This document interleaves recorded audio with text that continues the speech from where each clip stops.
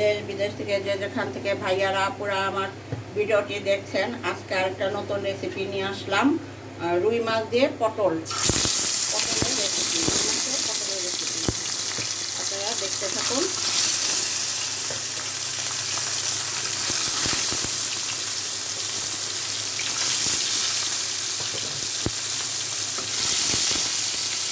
দুজন মানুষের খাবার এই মাছ যথেষ্ট। আবার একটু পরে আসতেছি না।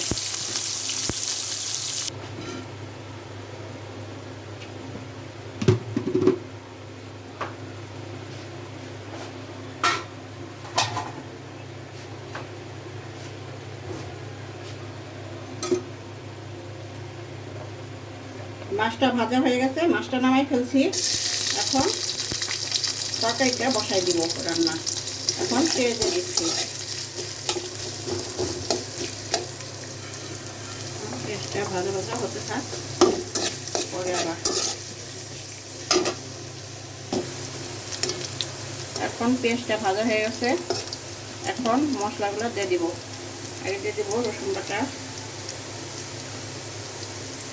এই পরিমাণে রসুন বাটা দিচ্ছি, কারণ তরকারির পরিমাণ কম। কালকে অনেক তরকারি হয়ে গেছে, এই জন্য অল্প পরিমাণে রান্না করব।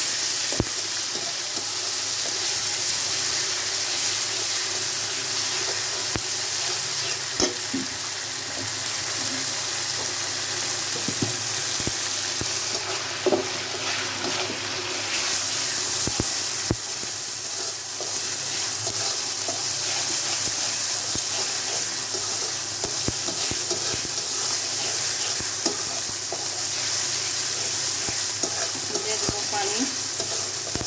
রসুনটা ভাজা হয়ে গেছে।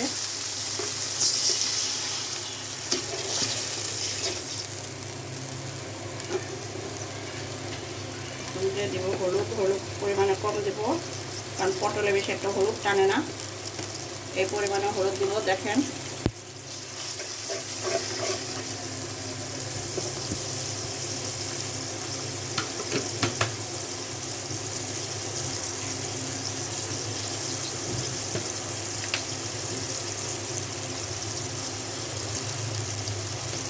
এই পরিমাণে মশলা গুঁড়া দিব, শুকনো মরিচের গুঁড়া।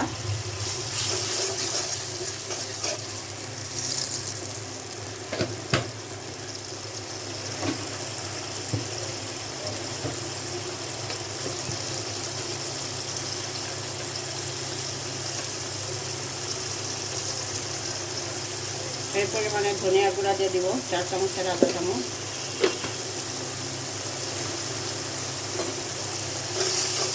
এখন মশলাটা ভালো করে কষানো হোক, এখন ঢেকে দিব।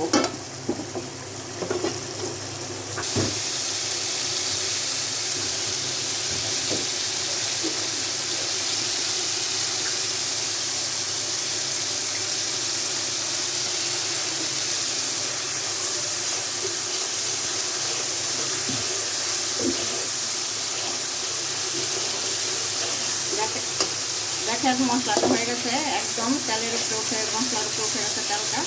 এখন তরকারিগুলো দিয়ে দিব।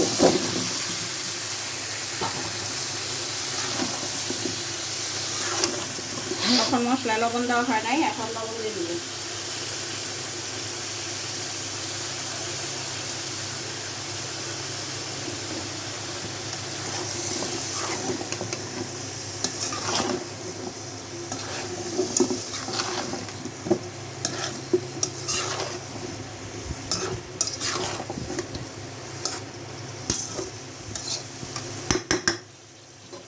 এখন ঢেকে দিব।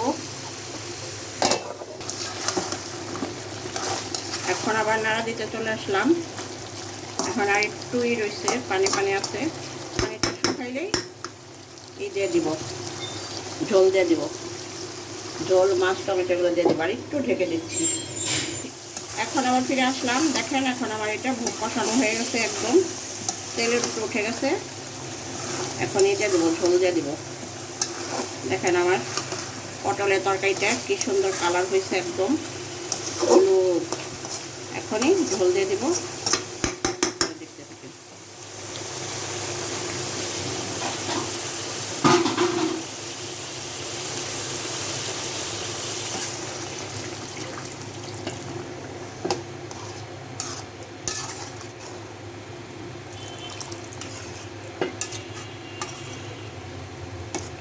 এখন মাছগুলি দিয়ে দেব।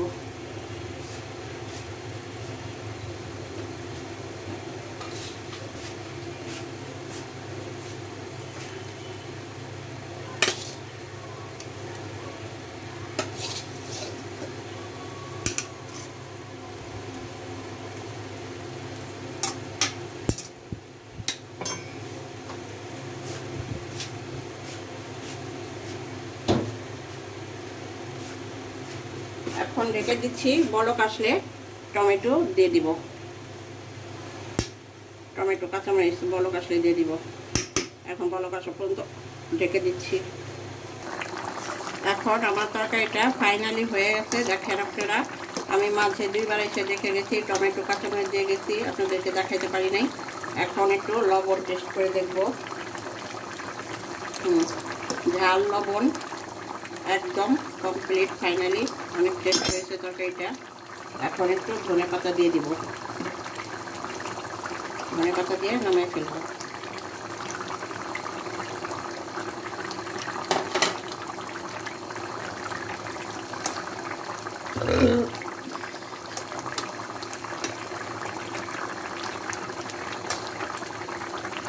দেখেন আমার তরকারিটা কি সুন্দর ফাইন হয়েছে, একদম পটলের দিয়ে রুই মাছের তরকারি।